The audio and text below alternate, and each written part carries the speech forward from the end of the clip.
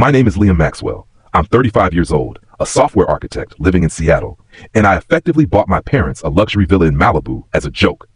Before I tell you how their opulent world crumbled and they were on my doorstep, frantic, exactly 4 days later, do me a favor and hit that upvote button if you've ever felt like your family saw you as an ATM, not a person. It's comforting to know we're not alone. It all started on what was supposed to be a momentous occasion, a golden anniversary celebrating the union of two people who for my entire life had orchestrated a masterful charade. My parents, Robert and Eleanor Maxwell. 50 years of what appeared to be wedded bliss. In their exclusive enclave of Bel Air, California, my parents were icons. Robert, a retired real estate mogul, still held sway in high society circles, his name synonymous with shrewd deals and lavish philanthropy. Eleanor, a former gallery owner, exuded effortless grace, her social calendar a testament to her influence. To the world, they were the epitome of success and old money. But at home, within the towering gates of the sprawling estate where I grew up, they ran a different kind of enterprise, a meticulously maintained illusion, and I was its unwitting financier. You see, I was the son who made it, but not in the way they valued. I moved north to the tech hub of Seattle and built a successful career in a field they barely understood. My innovations in AI and data security were celebrated in Silicon Valley, but in their eyes, it was just computers. It wasn't the splashy, high-visibility world of real estate development like my older brother Julian, who despite his flashy facade was secretly bleeding money. It wasn't the perfectly curated charity galas and philanthropic board positions like my younger sister Chloe, whose lifestyle was far grander than her actual trust fund allowed. My work was abstract, digital, something my father dismissively called my little digital doodads. It lacked the tangible grandeur, the visible status symbols they craved. And yet, despite my life being hundreds of miles away, I was the silent, unseen force propping up their increasingly precarious existence. When my mother's insatiable desire for antique jewelry resulted in auction house bills that made her gasp, I was the one who quietly wired the funds. When my father's speculative investments went south and the bank threatened foreclosure on one of their lesser-known properties, a single cryptic email to me would make the problem vanish. It was a soul-crushing, unspoken pact I'd endured for years, fueled by the foolish, stubborn hope that one day I would do enough, give enough, be enough to finally earn their genuine pride, to finally be seen as their son, not just their endlessly renewable resource. This anniversary, I told myself, would be the one. 50 years, a truly golden milestone. I decided to make a truly grand gesture. I spent months researching, working with a renowned art consultant, and I acquired a rare early piece by a celebrated American landscape artist, their favorite. It cost me $150,000. It was more than a gift. It was a testament, a desperate plea. See me, value me, acknowledge me for who I am, not what I provide. The evening of the anniversary celebration, I could feel the weight of the meticulously crated painting in the back of the hired luxury SUV. This weight was a constant, tangible reminder of my foolish hope. The venue was the Azure Cliffs, an exclusive cliffside estate in Malibu overlooking the Pacific, available only to the creme de la creme of Hollywood and high society. The caterers were Michelin-starred, the floral arrangements architectural marvels. I had arranged for the entire lavish affair, and of course I was paying for everything. That was the unwritten rule. After the impeccably choreographed dinner, after my family and their close circle of equally opulent friends had retired to the Ocean View Terrace for an impromptu fireworks display I had also paid for, the estate manager, a discreet man named Mr. Finch, with eyes that held the weary wisdom of seeing too much human vanity, approached my table. The almost imperceptible shift in his posture, the slight dip of his head, was a warning.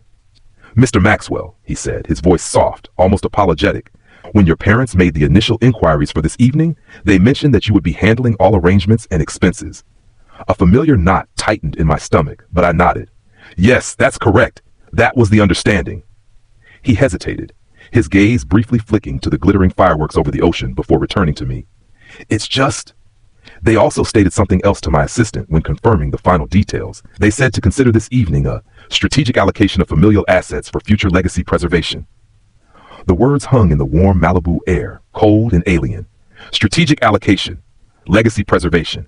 Not a celebration, not a tribute. It was the first clear sign that this wasn't about their enduring love or milestone. It was about what they thought they could still extract from me. I didn't know it then, but I wasn't an honored guest at a golden anniversary. I was the golden goose, and the plucking was about to begin. To understand why a 35-year-old man, a successful software architect living on his own terms in a major city, would still be ensnared in this web, you have to comprehend the nature of the chains. They weren't forged from overt love or genuine appreciation. They were meticulously crafted from a potent blend of subtle guilt, ingrained obligation, and the shimmering and illusory carrot of a grand family legacy I was taught to believe was also mine. My father's primary real estate holding company, Maxwell Global Properties, was, on the surface, still a colossus. It had the impressive downtown LA skyscraper headquarters, and my father still held the title of chairman emeritus. But inside, it was a hollow shell, a leviathan beached by shifting markets and my father's increasingly reckless gambles. And I was the secret, desperate effort trying to keep its tattered flags waving. This wasn't a recent development. The bleeding had started years ago, quietly, insidiously. I remember my first significant transfer. It was about 8 years prior. I had just landed a massive payout from a startup acquisition I'd helped steer through its infancy. I was ecstatic, already mentally shopping for a sleek penthouse overlooking the Space Needle, my own piece of the Seattle skyline. Then the email arrived. It was from my father. "Liam, son, hope you're well," it began, his usual detached formality laced with that specific brand of forced camaraderie he employed when he wanted something significant. "Listen, just a slight temporary liquidity challenge with a holding company. Nothing major, just need to cover some short-term operational expenses. Can't have any ripples, you understand. Could you advance me $75,000? Just for a few weeks. The Singapore deal is about to close. It's a sure thing. Of course, for the company, for their reputation, for him." I didn't even hesitate. The penthouse could wait. This was family. This was stability. I wired the money that same day. The Singapore deal, of course, never materialized. My $75,000 became a phantom too, absorbed into the company's ever-deepening abyss of debt, never to be explicitly mentioned again. That was the first time I felt the cold hook sink in, subtly, almost imperceptibly. The second time was worse. He flew to Seattle unannounced. He showed up at my office, looking not older, but more meticulously groomed, more subtly desperate. He didn't just ask for money. He orchestrated a full-blown corporate presentation in my modest conference room. He spread glossy blueprints and complex financial models across the table, a grand vision for a new luxury resort development in Baja that even I, with my limited real estate knowledge, could see was predicated on wildly optimistic projections and a highly unstable political climate. "This is it, Liam," he declared, his eyes alight with a desperate showman's glint. "This is the reinvention, the grand expansion. But the institutional lenders, they're so risk-averse. They demand established portfolios, not potential. They don't see the vision." He placed a hand, heavy and surprisingly clammy, on my forearm. "But you see it, don't you? You're a visionary. You're a builder. You're my son." The words were a carefully chosen cocktail of flattery, legacy, and thinly veiled threat. He wasn't just asking for money. He was asking for an act of unwavering faith. "I need $200,000, Liam. It's not a loan," he'd said, looking me straight in the eye, his gaze unwavering. "It's your foundational stake, your co-ownership in the next era of Maxwell Global, our name. Together." I remember looking at my own financial projections, the dream of my penthouse slipping further and further away, replaced by the crushing weight of their expectations. And then I looked at my father's face, a carefully constructed mask of confident expectation and underlying fear, and I caved. I initiated the transfer. The formal partnership papers, of course, never arrived. That was the true nature of my chains. It wasn't just a son helping his parents. It was a son being systematically drained to keep a failing, decaying empire afloat, all under the guise of family duty, of upholding the Maxwell name. My father's fading reputation, my mother's extravagant social life, their exclusive country club memberships, the sprawling Bel Air estate, it was all an elaborate stage set, and I was the one secretly paying the exorbitant lighting bill, the unseen stagehand propping up the illusion. If I walked away, the entire flimsy structure would collapse, and he had engineered it so that the collapse would feel to the outside world like my fault. The emotional manipulation was constant, a low-grade poison I'd been consuming my entire life. Christmas, just a year before the Malibu incident, was a perfect example. I'd flown home, bringing with me a rare vintage single malt scotch for my father, and an exquisitely crafted diamond pendant for my mother, a piece by a designer she admired. My brother Julian and his trophy wife Serena were there, of course. Julian was holding court, regaling everyone with exaggerated tales of his latest high-stakes golf game with a prominent film director.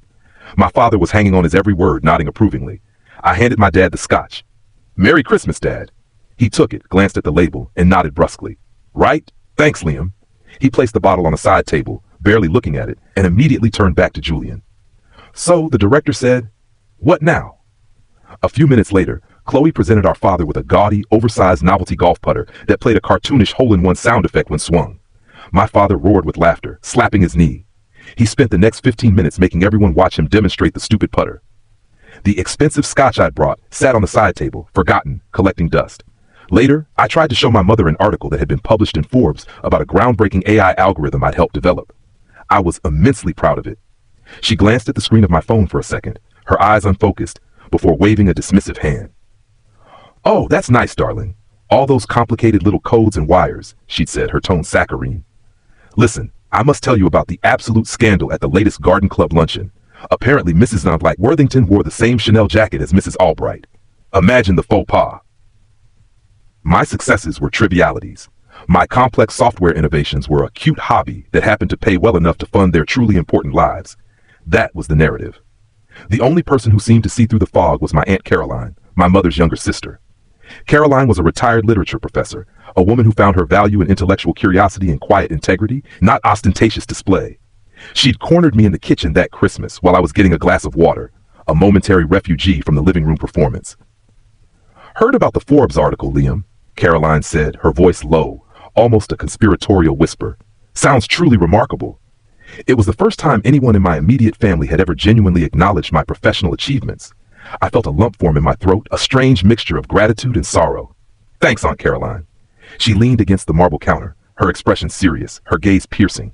Listen to me, Liam. Your parents, they're like black holes. They absorb everything around them. Attention, energy, resources. They demand loyalty, but they never give it. I've seen them do this before, with old business partners, with your mother's inheritance, even with their own parents when they were older. They find someone strong, someone capable, and they lean on them until they break. Don't let them break you. Don't let them turn your brilliance into their safety net. I wanted to believe she was just being cynical. I wanted to believe my parents' desperation was temporary, a fleeting crisis, because the alternative was an abyss of pain. The crushing realization that the people I'd spent my entire life trying to impress saw me as nothing more than a resource to be exploited, a finely tuned machine for generating wealth. So, when my father called me a month before their 50th anniversary, his voice filled with an almost manic energy I hadn't heard in years, I chose to believe him. I clung to his words like a drowning man to a life raft. Liam, big news, he boomed over the phone. Your mother and I have been discussing everything. We've been looking at your extraordinary contributions and your unique expertise. This anniversary, son, it's not just a party. It's a turning point, a new chapter. We're going to celebrate. And then the very next morning, you and I are going to sit down with our legal team and make it official. A significant equity stake in Maxwell Global, Liam. Your name prominently featured on the company's new digital innovation division. It's time. A significant equity stake, my name on the new division. It was the magic spell I'd been waiting my whole life to hear. It was the promise of legitimacy, the promise of respect, the promise that I was finally, truly part of the family enterprise I had been secretly, almost entirely, funding. That's why I bought the painting. The $150,000 art piece was my celebration. It was my vote of confidence. It was my silent, desperate acceptance of his offer. Now, standing in that cold, empty, private reception area of the Azure Cliffs, the distant sounds of the fireworks popping over the Pacific like cynical laughter, my Aunt Caroline's words, and Mr. K. Finch's warning echoed in my mind. Don't let them turn your brilliance into their safety net, a strategic allocation of familial assets for future legacy preservation. My hope, once a blazing bonfire, was now just a pile of cold ash, and a chilling, absolute certainty began to settle in my gut. This wasn't a turning point. It was a trap, and I had just walked right into it, painting and all. The dinner itself had been a masterclass in psychological warfare disguised as a family celebration. The grand ballroom was breathtaking, all soaring ceilings and panoramic ocean views, but the atmosphere was thick with a palpable tension that only I seemed to feel. My father held court at the head of the immense U-shaped table, booming with laughter, recounting old rags-to-riches stories where he was always the heroic self-made titan. My mother, Eleanor, played the part of the adoring matriarch, touching his arm at just the right moments, her laughter a bright, brittle tinkle. My brother Julian and his wife Serena, along with my sister Chloe and her latest ridiculously wealthy fiancé, sat across from me, a perfect tableau of smiling, oblivious beneficiaries. Every conversation was a performance, a carefully constructed play designed to highlight their importance and my quiet irrelevance. Julian just closed the deal on that new high-rise development in downtown LA, Serena announced casually, dropping the name of a notorious hedge fund manager like a diamond on the table. They're looking for real visionaries, people with tangible assets and connections, not just, well, you know, she gave me a tight, pitying smile. It's all about concrete, steel, and handshake deals, of course. Tangible things. Of course, I murmured, taking a sip of the ridiculously expensive vintage champagne I was paying for. Julian leaned forward, his expression one of feigned concern. You know, Liam, we should grab lunch sometime. Your analytical skills could be useful. My firm is always looking for someone to manage our internal IT infrastructure. Good, stable work. He said it like he was offering a stray dog a bone. Stable work. I was leading a global team of 50 engineers on multi-million-dollar contracts for some of the biggest tech companies in the world. and he was offering me a job as a glorified IT manager. The condescension was so thick I could have cut it with the sterling silver steak knife. The main event arrived with the dessert courses. My heart began a slow, heavy drumbeat against my ribs. This was it, the moment of truth. I reached under the table, my hand finding the remote for the automated lift that would bring the crated painting into the room. I waited for a lull in the forced gaiety. "Mom, Dad," I said, my voice a little louder than I intended, cutting through a particularly boisterous anecdote from Julian. I have something for you. Happy anniversary." I pressed the button. The hidden panel in the wall slowly opened, and the crated artwork, bathed in a dramatic spotlight, was slowly raised into view. All eyes turned to it. For a single fleeting second, I saw a flicker of genuine curiosity, perhaps even avarice, in my mother's eyes. My father merely grunted. The art consultant, who had been discreetly waiting nearby, stepped forward and smoothly uncrated the painting. It was magnificent. The landscape, a serene depiction of a California coast, glowed under the carefully aimed lights, its colors vibrant, its composition breathtaking. It was a piece for a serious collector, a man or woman of refined taste and significant means. My father barely spared it a glance. He cleared his throat. "Ah, yes, very picturesque. Good use of light." He fumbled with his phone. "Remind me, Eleanor, what was the name of that gallery owner, Mrs. Albright? Perhaps we can offload some of our older pieces to them to make room. This one would look good in the guest wing, perhaps?" And then, before I could even process the crushing disappointment, he turned to the estate manager, Mr. Finch, who was hovering nearby. "Mr. Finch, a round of your finest digestives for the table. And let's get that new vintage of Bordeaux from the cellar. This calls for a proper toast." He clapped his hands together, his face alight with an artificial bonhomie. The moment was over. My grand gesture, my $150,000 plea for recognition, had been acknowledged with the same dismissive enthusiasm one might grant a mass-produced hotel art print. I felt the blood drain from my face. I felt dizzy. I wanted to stand up, scream, and walk out. But I was paralyzed, trapped by a lifetime of conditioning, a lifetime of seeking their elusive approval. That's when my father launched into the final cruel act of the evening. "All right, everyone," he announced, his voice booming with false cheer. "Gather round. I have a brilliant idea for our anniversary surprise for Liam." He winked at the table, a conspiratorial gleam in his eye. "It's a classic prank. We're all going to slip out of here, go hide in the private cigar lounge downstairs, and when poor Liam comes out, thinking we've ditched him on our big night, we all jump out and yell, 'Surprise!' The look on his face will be absolutely priceless." My mother and Chloe clapped their hands, giggling like schoolgirls. Julian and Serena chuckled, low, appreciative sounds. It was so juvenile, so unbelievably mean-spirited, so utterly transparent, that I couldn't wrap my head around it. "Dad, I don't know," I started, but he cut me off with a dismissive wave. "Nonsense, it'll be hilarious," he boomed, getting to his feet and clapping me hard on the back, a painful thump. "You're a good sport, Liam. Always have been. Now you stay here. Settle the bill with Mr. Finch like a good son. Count to, say, 150. Then come find us. Don't be a slowpoke." He herded them out of the room. My mother blew me a theatrical kiss. Chloe gave me a smirk that said, "Look at you, you poor sucker." Julian merely gave a cold, knowing nod, and then they were gone. I sat alone at the massive table, surrounded by the wreckage of a $250,000 meal, flowers and fireworks. The silence was deafening. I felt like I was in a nightmare, a cruel, opulent dream. "It's a joke," I told myself. A stupid, cruel frat boy joke, but just a joke.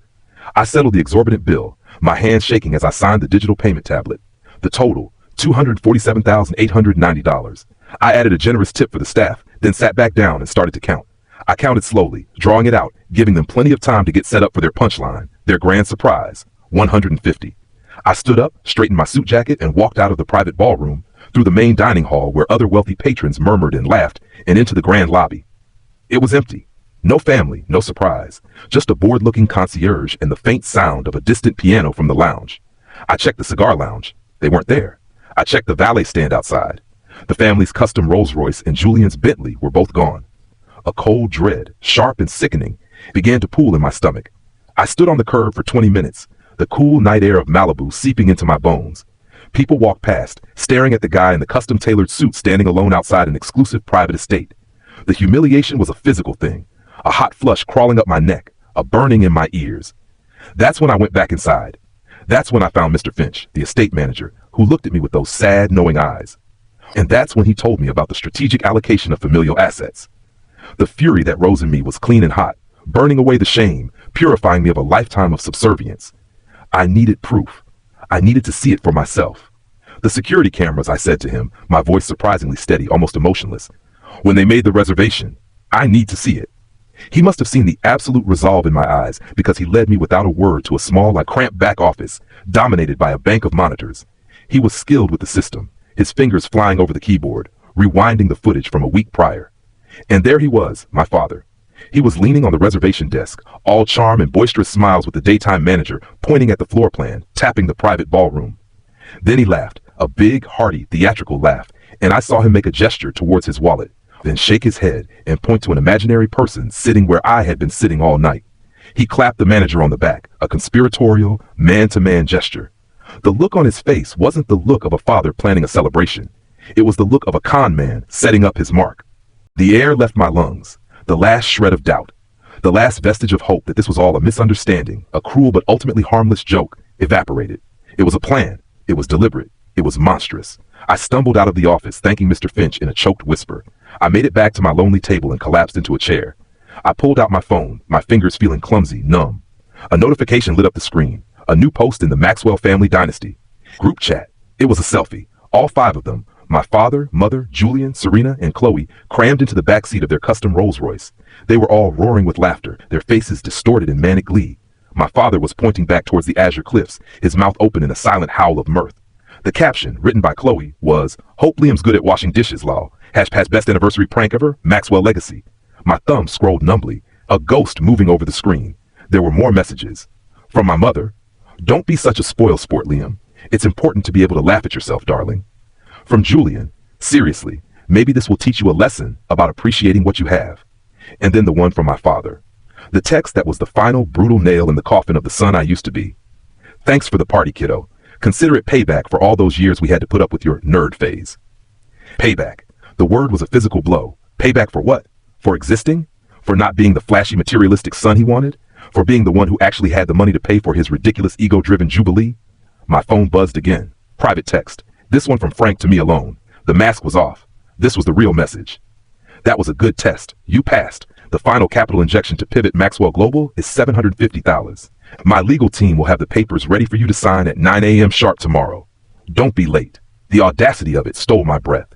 This entire night, this public humiliation was a test, a brutal prelude to a $750,000 demand. I looked at the bill again, $247,890. I looked at the laughing faces on my phone. I looked at the brazen demand for $750,000. Something inside me, a core part of my being that had been compressed, suffocated, and exploited for 35 years, didn't just break, it detonated. The explosion was silent, internal, but it obliterated everything in its path. The hope, the guilt, the fear, the desperate, pathetic need for their approval, all of it was vaporized. In its place was a chilling, absolute clarity. I stood up and walked to the front desk where Mr. Finch was watching me with concern. "My corporate credit card has a $100,000 limit," I said, my voice calm and flat as a frozen lake. "I am putting that on the bill right now. I will return tomorrow morning to settle the remaining balance of $147,809 in cash." I handed him my card. I didn't want their pity. I didn't want their help. I wanted them to see that I was a man who paid his debts, even when the debt was self-imposed and born of a sick delusion. As I walked out of the azure cliffs for the final time, into the cold night air, the distant sound of waves crashing against the cliffs mirroring the turmoil within me, I was no longer a son running to his family. I was a man walking away from his abusers, from the gilded cage they had built around me. They thought the joke was on me. They had no idea it was about to backfire in the most spectacular, devastating way imaginable. The drive back to my hotel in Beverly Hills felt like a journey across a foreign planet. The familiar, star-studded streets of Los Angeles looked alien, hostile. I was a ghost in my own past. Inside the sterile, anonymous hotel suite, I sat on the edge of the plush bed and listened to the silence. It was the sound of the end of the world, my world at least. The man who had checked into this room hours ago, the one who had carefully laid out his suit and polished his shoes with a hopeful, desperate heart, was gone. He'd been naive. He'd been a fool. He'd believed in a twisted fairy tale. The man sitting here now, staring at the bland corporate art on the wall, was a stranger to me. He was cold. He was methodical. And he was about to go to work. My first call was to the 24-hour fraud department of my bank. My voice was unnervingly calm, the words precise. "My name is Liam Maxwell," I said to the operator.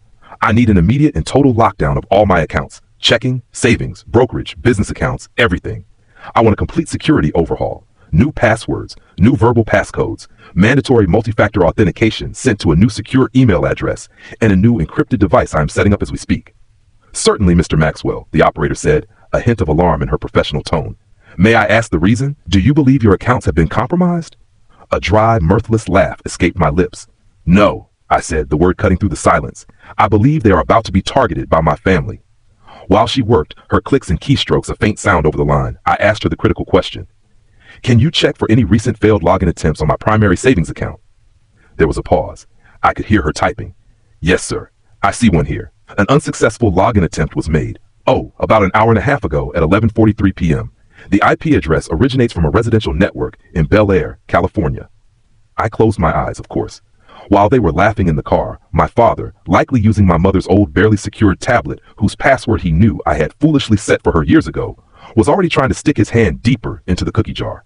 The $250,000 dinner was just the extravagant appetizer. The main course was my life savings. Thank you, I said to the operator. You've been very helpful. With my financial fortress secured, I moved on to the demolition phase. I logged into my online banking portal, a place I usually only visited to check my portfolio and manage investments. Tonight, I was visiting the payment center. It was a long, horrifying list of my financial obligations, or rather, their obligations that I had foolishly, self-sacrificingly taken on. Robert and Eleanor Maxwell, Malibu luxury villa mortgage payment, $18,500 pending for the first of the month. I navigated to the payment, my cursor hovering over the cancel recurring payment button.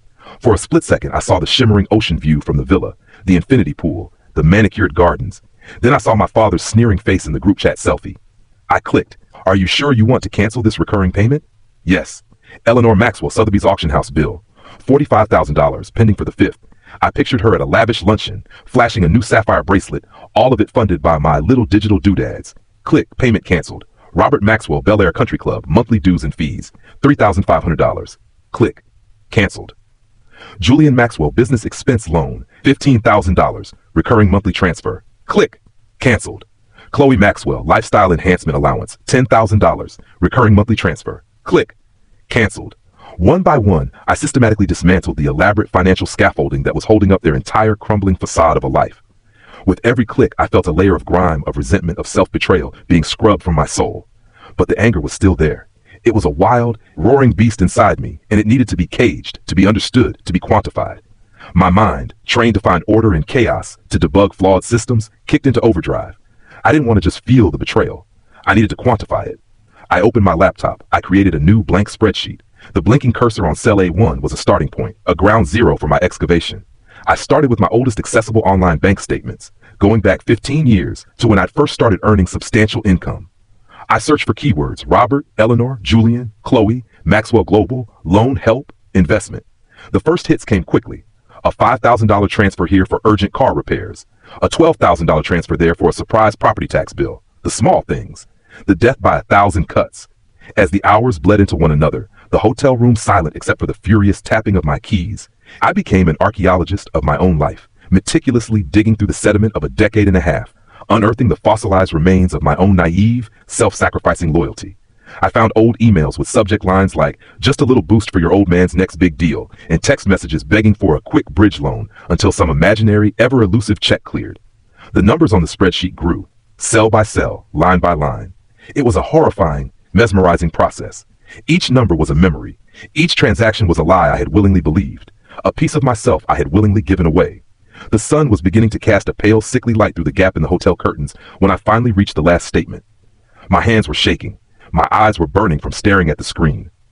I navigated to the bottom of the column, the endless damning list of my own folly, and I typed in the simple formula, equals sum B. I hit enter. The number that flashed onto the screen was obscene. It was monstrous. $1,348,765.22. I stared at it, the glowing green digits burning into my retinas, nearly $1.5 million. It was a number so large, so absurd that it felt fictional. But it was real. It was the documented cost of my childhood. It was the meticulously recorded price of my misplaced love and hope. It was the undeniable proof that my family wasn't a family. It was a criminal enterprise. And I was the sole long-term victim. The rage I felt was so pure, so absolute, it almost felt peaceful. It burned away everything else. But then in the silence that followed, a different feeling crept in. Cold, hollow grief. I had a number for the money. What was the number for the lost years? For the public humiliations? For the gnawing feeling of never being good enough? Of always being the backup plan, the safety net, the ATM? My eyes landed on my suitcase, and I remembered the photograph, the one I always carried with me, tucked away in a small, hidden pocket. I unzipped the side pocket and pulled it out. Me, a gap-toothed 7-year-old, perched on my father's shoulders at the Rose Bowl parade. We were both laughing, caught in a moment of pure, uncomplicated joy. In the photo, he looked like a giant, my hero.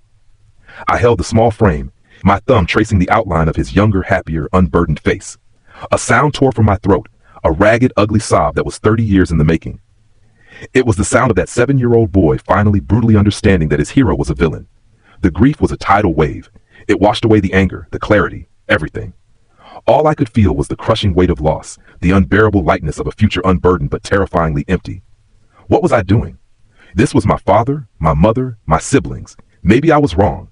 Maybe I should just call, scream, cry, and then give in. Send the $750,000. Go back to the way things were. At least the pain was familiar, predictable. My hand trembled as I picked up my phone, my thumb hovering over my mother's name. I was so close to breaking, so close to crawling back into the gilded cage. I couldn't trust myself. I rolled past her name, past all the Maxwells, past Julian and Chloe, and found the one name I knew would be an anchor in this hurricane. David. My best friend from college, now a successful venture capitalist in New York. He answered on the first ring, his voice groggy with sleep. Liam, man, it's 3 a.m. EST. Is everything okay? No, I choked out, the word barely a whisper. No, David, I think I just lost my family. I poured it all out. The anniversary party, the bill, the text, the security camera footage, the monstrous spreadsheet with its horrifying sum. I told him about the picture, about the unbearable pain, about the fact that I was one thumb press away from erasing it all and going back to being their fool, their silent financier. David listened. He just listened. When I finally ran out of words, there was a long silence on the line, broken only by the sound of my ragged breathing. I thought he might have fallen back asleep. Then he spoke, his voice clear and steady, a lighthouse beam cutting through my fog. Listen to me, Liam, he said, his tone firm. And I mean, really listen. You didn't lose your family tonight. You've been losing them in pieces for years. Every time you paid a bill they should have paid. Every time you swallowed an insult. Every time you hoped they'd change. Tonight isn't the night you lost them. Tonight is the night you finally stopped letting them carve pieces off you. He took a deep, fortifying breath. They built this situation, Liam. They laid every single brick of it. You didn't break it. You just finally stopped holding the whole damned rotten thing up on your shoulders. His words were like a splash of ice-cold water. He was right. I wasn't the demolition crew. I was the lone survivor crawling out of the rubble. We talked for a little while longer, and by the time we hung up, my resolve had returned, forged stronger this time, not just in anger, but in the certainty of self-preservation, of sheer survival. I saved the spreadsheet, encrypting it with a complex, multi-layered password. I went online and paid the remaining balance on the Azure Cliffs bill with my emergency debit card, a final act of bitter principle. Then I took a single sheet of the hotel stationery and a pen. I wrote only 10 words. Consider all financial support and all contact terminated, effective immediately. I put it in an envelope, addressed it to Robert and Eleanor Maxwell, and left it with the front desk to be delivered to their room the following morning. I booked the first flight to Seattle, leaving at 6 a.m. I packed my bag, leaving the framed photo of the 7-year-old boy and his hero sitting face down on the nightstand. He didn't belong to me anymore. The first 4 days back in Seattle were a study in silence, a heavy, loaded silence. I went to work, sat in meetings, wrote lines of code that felt like gibberish, but it all felt like a movie playing on a screen in front of me. The real world was my phone, which I expected to detonate at any moment, but it remained quiet. This wasn't peace. It was the deep, unnatural calm of the ocean pulling back before a tsunami. I used the time to prepare for the wave. The spreadsheet, born of a night of anguish, was now my primary asset. I spent an entire day annotating it, linking line items to scanned bank statements, screenshots of emails, and text messages. I was building a case file, my engineer's brain finding a strange, almost therapeutic comfort in the meticulous organization of my own ruin. Then I hired a lawyer. I didn't go to a quaint family law firm. I went to one of the top corporate litigation firms in the city and asked for their meanest, sharpest litigator. I got a woman named Victoria Vance. She was in her early 50s, with piercing blue eyes and a reputation for surgically dismantling her opponents in depositions. When I walked into her sleek, minimalist office overlooking Puget Sound, I knew I had come to the right place. I told her everything. I laid out the story, the decades of family dynamics, the systematic financial drain, and the final humiliating night at the Malibu estate. I showed her the spreadsheet. She listened intently, her face a mask of professional neutrality, her fingers steepled under her chin. She didn't interrupt once. When I finished, she was silent for a full minute, her eyes fixed on the spreadsheet projected onto her wall. "This is not a family squabble over an inheritance, Mr. Maxwell," she said finally, her voice as crisp and cool as the glass and steel of her office. Based on your narrative and this data, this is a textbook case of long-term financial exploitation, undue influence, and potentially corporate fraud.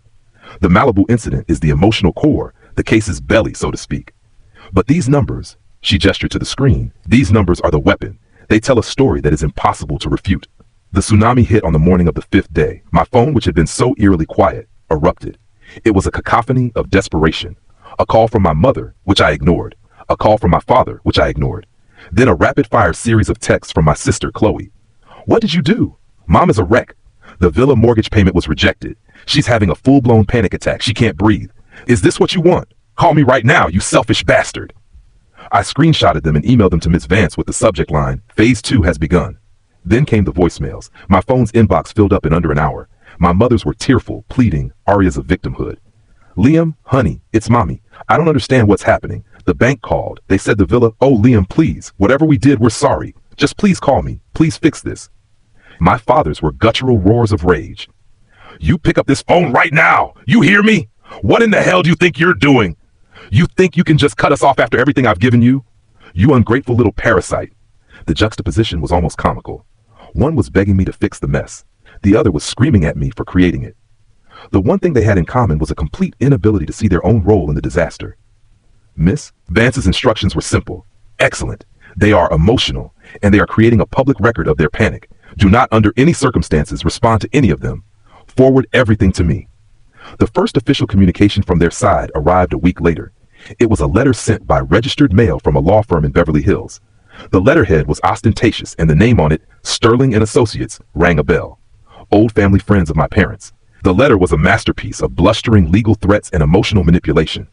It accused me of inflicting severe emotional distress on my elderly parents, of tortious interference with family affairs, and of a cowardly abdication of my moral and familial duties.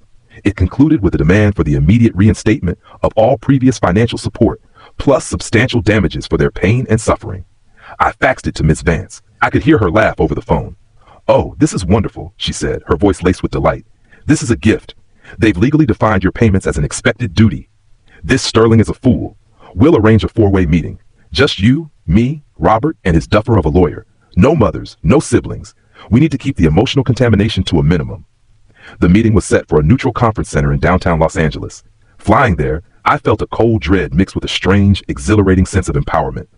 For the first time, I was meeting my father on my terms, on a battlefield of my choosing. He was already there when I walked in with Miss Vance. He was sitting at a long, polished mahogany table, and the sight of him shocked me. The powerful, blustering real estate mogul was gone. He looked small and diminished, his face sallow, his expensive suit hanging a little loosely on his frame. But the look in his eyes was pure, undiluted venom. His lawyer, Mr. Sterling, sat beside him, shuffling papers with nervous energy, his cheap suit and ill-fitting toupee doing nothing to inspire confidence. My father didn't say hello. He just glared at me as I took my seat opposite him. Decided to show up, did you? He spat, his voice hoarse. Ready to stop this nonsense and act like a son? I just looked at him, my expression blank, unreadable. I didn't have to say anything. I had Miss Knock Vance. She began, her voice calm and even. Gentlemen, thank you for coming. We are here to discuss the cessation of a series of regular, non-obligatory financial transfers from my client, Mr. Liam Maxwell, to his parents, Mr. and Mrs. Robert and Eleanor Maxwell. My client has elected to discontinue these transfers. Mr. Sterling, the lawyer, gave a loud, dismissive scoff. Non-obligatory? That's absurd. This is a family matter. It's called support. It's what children do for their parents. Your client is throwing a temper tantrum over a harmless family joke. Miss Vance slowly raised an eyebrow. The gesture was more intimidating than a shout. A $250,000 joke, Mr. Sterling. One that was planned a week in advance with the estate staff. We have a sworn affidavit from the estate manager, Mr. Finch, as well as the security footage of Mr. Taylor arranging the prank. Should you wish to view it? Sterling's smug expression faltered. He shot a nervous glance at my father. That's not the point, Robert snarled, slamming his hand on the table, making the water glasses jump. He is our son. He has a responsibility to us. An interesting choice of words, Miss Vance said, leaning forward slightly. Let's talk about responsibility and propositions. My client was under the distinct impression, based on multiple verbal and email assurances from you, Mr. Maxwell, that his significant financial contributions to your company, Maxwell Global Properties, were investments made in exchange for a future equity stake and a prominent role in the new digital innovation division. Is that not the case? My father's face, which had been red with anger, went pale. This he had not expected. Those were family discussions. Father-son talks. They were business propositions made to solicit funds. Miss Vance countered smoothly. Which brings us to the other funds. She opened her laptop and connected it to the large monitor on the wall. My spreadsheet filled the screen. It was no longer just my private monument to pain. It was a public indictment. The title was stark and professional. Analysis of Personal Financial Transfers, L. Maxwell to R&E Maxwell et al., 2010-2025. Miss Vance let the list of transactions scroll slowly, methodically down the screen. The sheer volume of it was damning. Mortgages for their multiple properties, luxury car payments, credit card bills from Rodeo Drive boutiques and private art dealers, country club dues, international travel expenses, loans for vaguely defined business emergencies, allowances for my siblings. Over the past 15 years, Miss Vance stated, her voice cutting through the stunned silence of the room, my client has transferred, by our conservative estimate, a documented total of $1,348,765.22 to you, your wife, and your business interests, Mr. Maxwell. These funds appear to have been systematically used to subsidize a lavish lifestyle and a failing business that you could not afford, all while my client was being led to believe he was investing in his own future and the future of the Maxwell legacy. The room was dead silent. Sterling was staring at the screen, his mouth hanging open like a fish. My father was frozen, his knuckles white where he gripped the arms of his chair. The mask of the powerful patriarch, the respected CEO, had been utterly incinerated. All that was left was the man underneath, a weak, desperate con man who had just been caught. He finally turned his gaze from the screen to me. It was a look of pure, venomous disbelief. You kept a list?" he whispered, his voice cracking, hoarse. "All this time, you were keeping a goddamn list!" I met his gaze, and for the first time in my life, I didn't flinch. "The numbers don't lie," I said, my own voice quiet but heavier than any shout. The meeting ended without a resolution. They didn't agree to our terms. They couldn't. To do so would be to admit guilt, to admit the crushing truth of their deceit. They just sat there, broken and exposed. As we were packing our briefcases, Sterling practically ran over to Miss Vance, trying to engage in a hushed, panicked negotiation. But I only had eyes for my father. He just kept staring at me, the hatred in his eyes now swirling with a new delicious emotion, fear. He was afraid of the numbers. He was afraid of the truth. But most of all, for the first time in my 35 years of life, he was afraid of me. The war was far from over, but the balance of power had just shifted permanently. The stalemate at the lawyer's office was not an end, but a beginning. The direct assault had failed spectacularly, so they changed tactics. They couldn't bully me with lawyers, so they decided to try and break me with whispers. The quiet siege began. It started about a week after the meeting. I got a call from Marcus, the CEO of a major financial institution that had been one of my most important clients for over 8 years. We had a great relationship, built on trust and consistent results, but his voice on the phone was strained, anxious. "Liam, hey, got a minute?" he started, skipping the usual pleasantries. "Listen, something weird happened. I received an anonymous email this morning. It was nasty. Made some pretty serious allegations about your company's financial stability. Said you were being investigated for large-scale tax evasion and misappropriating client funds." A spike of ice-cold adrenaline shot through me. This was a new level of warfare. "Marcus, I can assure you that is an absolute, categorical lie. We're more financially stable and compliant than we've ever been." "I believe you, Liam." "I do," he said, though the anxiety in his voice didn't fade. "But you know how this stuff works. It's like a bad smell. Once it's out there, it's hard to get rid of. My board is getting nervous." That was the first poison arrow. More followed. A few days later, a 1-star review popped up on my company's Glassdoor profile, purportedly from a disgruntled former employee. It was a work of pure fiction, describing a toxic work environment and unstable CEO, me. It was carefully worded to sound just plausible enough to be damaging. Then another review appeared on a different tech forum, this one questioning our intellectual property ownership and alleging patent infringement. This had Julian's fingerprints all over it. My older brother, the businessman. This was his arena, not open combat, but quiet, deniable reputational assassination. He knew he couldn't beat me in a legal fight, certainly not with Miss Vance on my side. So he was trying to bleed me out professionally, to make me so toxic that my clients and employees would abandon me. He was trying to destroy the one part of my life I had built myself, the one thing that was truly mine. The next few months were a grueling battle on a new front. I had to hire a reputation management firm, a specialized PR agency, to track and combat the anonymous smears. I had to have proactive, uncomfortable, but necessary conversations with my key clients and my own team, assuring them that we were the target of a malicious campaign, a desperate smear. It was expensive, exhausting, and deeply infuriating. While I was fighting the public relations war, Miss Vance was escalating the legal one. The stalemate at the meeting gave her the opening she needed. "They refused to negotiate in good faith," she explained to me over the phone.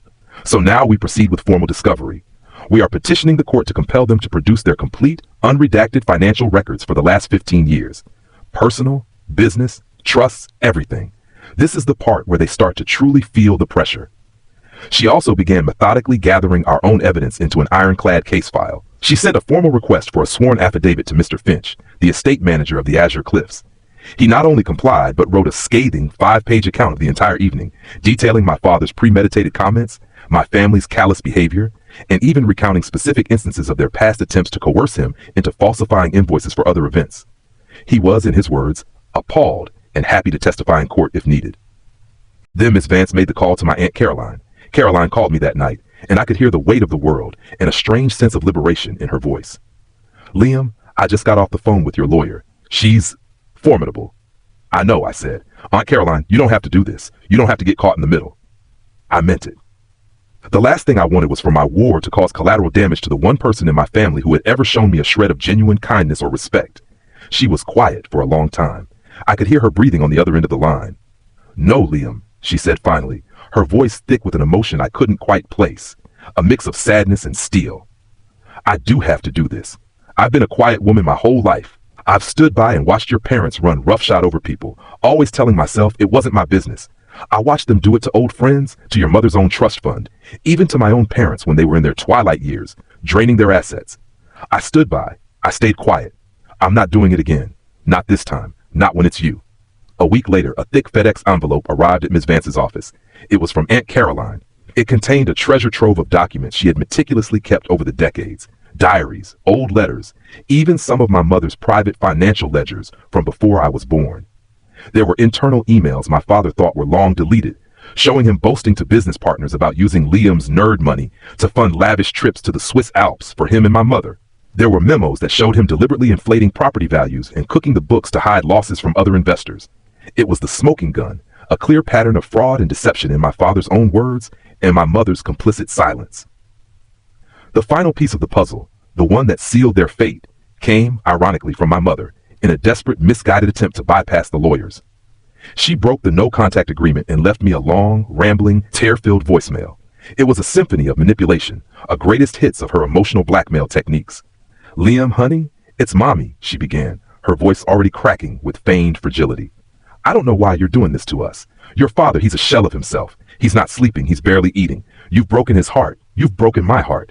Is this how you repay us for all the sacrifices we made? We gave you everything. The best private schools, designer clothes, a roof over your head, those expensive summer camps. We sacrificed so you could have a better life. And you turn on us like this. How could you? After all we've done. It was a performance worthy of an Oscar, a masterclass in narcissistic victimhood. But this time, I wasn't the audience. I was the critic, and I saw all the gaping holes in the script. The best private schools were the heavily discounted ones my grandfather's connections got me into. The designer clothes were the hand-me-downs from Julian. The expensive summer camps were largely funded by small scholarships I earned. The only sacrifices had been mine. I didn't delete the voicemail. I saved the audio file and forwarded it directly to Miss Vance. An hour later, she called me, and I could hear a rare note of unadulterated triumph in her voice. This is the nail in the coffin, Liam, she said. In her own words, she has just established a quid pro quo. She explicitly states that her sacrifices entitled her to your support. She's defined the relationship as transactional. We have the premeditated humiliation at the anniversary. We have the financial records showing systematic exploitation. We have third-party testimony from Mr. Finch. We have your aunt's overwhelming evidence of pervasive fraud. And now we have this. They have absolutely no legal or moral ground left to stand on. The quiet siege had failed. Their last-ditch effort to destroy my reputation had only strengthened it as my clients rallied around my transparency. And their final desperate attempt at emotional manipulation had just handed us our most powerful weapon. We didn't need another meeting. We didn't need any more threats. Miss Vance compiled everything, the spreadsheet, the affidavit, the emails, the audio file, into a single, comprehensive, unassailable digital file. A formal settlement offer was drafted. It was simple. They would sign a legally binding agreement to cease all forms of contact, direct or indirect, for perpetuity, and waive any and all future claims, financial or otherwise, on me or my estate. In return, we would not proceed with a public lawsuit and would keep the more damning evidence of fraud and exploitation under seal, ensuring their public reputation remained largely intact, however fragile. The package was emailed to Sterling, their lawyer. The message was clear. They could accept their private, quiet ruin, or we would drag them into the public square, expose every single sordid detail, and ensure their complete and utter annihilation, both financially and socially. The choice was theirs. The answer from my father's side didn't come in the form of a signed agreement or a lawyer's letter. It came as a deafening silence. For 8 months, there was nothing. No calls, no texts, no anonymous reviews. The quiet siege was over. They had retreated, broken. Those 8 months were transformative. The battle against Julian's smear campaign, as stressful as it was, had forced me to be proactive and transparent. I held direct, honest meetings with my key clients and even my entire team. I didn't get into the sordid details of the family drama. I simply stated the facts. My company and I have been the target of a malicious, anonymous campaign of disinformation. It is personal, it is ugly, and it is false. My only response is to continue to do the best work of our lives and let our results speak for themselves. My team rallied around me. My clients, seeing my honesty, my resilience, and our unwavering commitment to our work, doubled down on their loyalty. We didn't just weather the storm. We emerged from it stronger, more unified, with a reputation for integrity that no anonymous troll could tarnish. My business grew by 45% that year. But the most significant change wasn't professional. It was personal. I had spent my entire adult life channeling my energy, my emotions, and my resources into a black hole of familial obligation. Now with that black hole sealed off, I had a surplus of both. I started volunteering at a local nonprofit incubator that helped young, underprivileged tech entrepreneurs get their innovative ideas off the ground. I remember one kid in particular, a brilliant young woman named Anya, who had an idea for an AI-powered platform to help urban farmers optimize crop yields. She was passionate and smart, but she was intimidated by the cutthroat world of venture capital and intricate business plans. "I just don't know how to talk to these people," she confessed to me one afternoon over coffee. "They all seem so powerful, so ruthless. I feel like I have to pretend to be someone I'm not, to be harder, more polished." "Don't," I told her, the word coming from a place of deep, hard-won personal experience. The moment you start pretending, you start losing your authenticity, your edge. Be honest, be passionate, and most importantly, know your numbers. Know your value. Don't ever let anyone make you feel like you should be grateful just to be in the room. Seeing the fire in her eyes as she absorbed that advice, seeing her secure her first round of seed funding a few months later, that gave me a feeling of satisfaction purer than anything I had ever chased in my own family. I was finally making a real investment, and the returns were immeasurable, intangible, but deeply fulfilling. The news of my old family's collapse came in pieces, like reports from a distant, crumbling empire. The first piece was an article a friend sent me from the Los Angeles Times Online. Maxwell Global Properties files for Chapter 7 bankruptcy. Iconic real estate empire collapses. The article was brief, citing insurmountable debt, multiple failed ventures, and a failure to adapt to modern market dynamics. I read the words, and I felt nothing. It was like reading a weather report from a city I'd never visit again, a distant memory from a life I no longer inhabited. A few weeks after that, the Zillow listing popped up in my social media feed, an algorithmic ghost from my past. It was my childhood home, the sprawling Bel Air estate. The photos were professionally done but sterile, showing cavernous, empty rooms stripped of my mother's ostentatious furniture and my father's self-aggrandizing portraits. The grand piano was gone. The Persian rugs were gone. All that was left was the hollow shell, now listed as bank-owned foreclosed property. They had lost everything, a public humiliation far greater than any private joke. The loss of that house, I knew, would be a blow to my father's ego, from which he would never truly recover. The final communication, the epilogue to the entire sordid saga, came late one Tuesday night. It was an email from Chloe, sent from a new, anonymous-looking address. The subject line was blank. I almost deleted it without reading, but morbid curiosity, a lingering thread of the old me, got the better of me. I clicked it open. The email was short, but every word was dripping with a venomous, self-pitying rage. "I hope you're happy. I hope you're sitting up there in your fancy Seattle penthouse, looking down on all of us, feeling proud of what you've done. You won. You got your precious revenge, so now you're free. Good for you. But I'm the one who has to drive over to that pathetic, disgusting little rented condo that smells like old people and failure every Sunday to check on mom and dad. Julian's firm is a mess, and Serena left him. I'm the one who has to watch mom cry into her instant coffee and watch dad just stare at the peeling paint on the wall. I'm the one whose fiance had to explain to his family why his future in-laws are a bankrupt disgrace. You got out, Liam. You flew away. Don't ever forget that some of us are still trapped in the wreckage you created." I read the email 3 times. The lack of self-awareness was breathtaking. She wasn't angry that they had exploited me. She was angry that my refusal to continue being exploited had shattered her comfortable, privileged world. In her mind, I hadn't escaped a burning building. I had been the one to light the match. But she was right about one thing. I was free. And her email, in its own twisted way, was the final, irrefutable confirmation that I had done the right thing. Her golden child status had never been a privilege. It was a prison, a gilded cage she had willingly locked herself inside. She had played the part of the perfect daughter for so long that she no longer knew who she was without the applause, without the status, without the Bel Air estate. Now that the stage had burned down, she was just lost in the smoke. I felt a brief, fleeting moment of pity for her. We were both casualties of the same war. We'd just been wounded in different ways.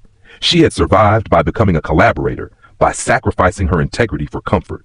I had survived by becoming a refugee, by escaping the toxicity at immense personal cost. I didn't write back. There was nothing to say that she would ever be able to understand. I dragged her anonymous email address to my block list. A final, quiet, definitive act of severance. The silence that followed was no longer the eerie calm before the storm. It was the deep, profound, and welcome silence of peace. It's been a little over a year now since that night at the Azure Cliffs. When I look back on the man I was then, it feels like looking at an old photograph of a distant relative. I recognize the face, but I don't truly know the person. That man was defined by his relationship to others. A son, a brother, a financial resource. He spent so much time trying to fit into the roles they had created for him that he had forgotten how to just be himself. My life today is quieter, perhaps less flashy, but it's infinitely, profoundly more my own. My business continues to grow, built now on a foundation of my own making, not one I was desperately trying to patch up for someone else. I still volunteer at the incubator. Watching Anya's AI-powered farming platform launch last month, seeing the real positive impact it was having on communities, helping small farmers thrive, that gave me a sense of purpose and genuine satisfaction that an equity stake on my father's crumbling board could never have provided. I found that peace isn't a destination you arrive at. It's not a triumphant victory parade. It's a quiet internal landscape that you learn to cultivate. It shows up in the small moments, like this afternoon. I was taking a walk through Discovery Park, clearing my head after a long day of meetings. The Seattle skyline was etched against a brilliant blue sky, and the air was filled with the sounds of the city, the gentle lapping of the water against the shore. Near the beach, I saw a father with his young son, maybe 5 or 6 years old, trying to get a bright blue kite to catch the wind. The kite dipped and dove, tangling in its string, and the boy shrieked with a mixture of frustration and delight. The father laughed, a deep, easy sound, and knelt, patiently adjusting the tail. "A little more running start, buddy," he said, his voice soft, encouraging. "You've got this." On the next try, the kite caught a gust of wind and soared upwards, a splash of vibrant blue against the clear sky. The boy's cheer was pure, unadulterated joy. The father beamed, then scooped the boy up and set him on his shoulders, just like in that old photograph that I'd left behind in that hotel room. I stood and watched them for a moment, a stranger observing a simple, perfect moment of love, of unconditional connection. And I smiled. It was a real smile, not forced, not for anyone's benefit, but it was a complex smile. It was a smile born of a hard-won peace, but tinged with the bittersweet ghost of a loss. It was the quiet acknowledgement that there are some things that once broken can never be perfectly mended. I would never have that simple, uncomplicated moment with my own father. That kite was never going to fly for me. And I realized in that moment that I was okay with that. The grief was no longer a gaping wound. It was a scar, a faint silvery line that was now just a part of my own personal history. It didn't hurt anymore. It was just a reminder of how I got here. I went home and on an impulse, I opened my encrypted files on my laptop. I typed in the complex password and there it was, the spreadsheet. $1,348,765.22. It looked like a historical document, an artifact from a buried civilization. It had been my sword and my shield. It had been the catalyst for my liberation. But its job was done. Holding on to it now felt like holding on to the anger, and I was tired of being angry. My debt was never to them. It was to myself, a debt of dignity, of self-respect, and of peace. And that debt had finally been paid. I clicked on the file, my cursor hovering over it. I dragged it across the screen until it was over the small icon of a trash can. A confirmation window popped up, as it always does. "Are you sure you want to permanently delete this item?" I took a deep breath, and I clicked yes. The file vanished with a soft, satisfying whoosh. I stood up from my desk and walked to the window, looking out at the endless, glittering expanse of the city. My life. A life I had chosen, a life I had fought for, a life that was finally completely my own, and I didn't look back.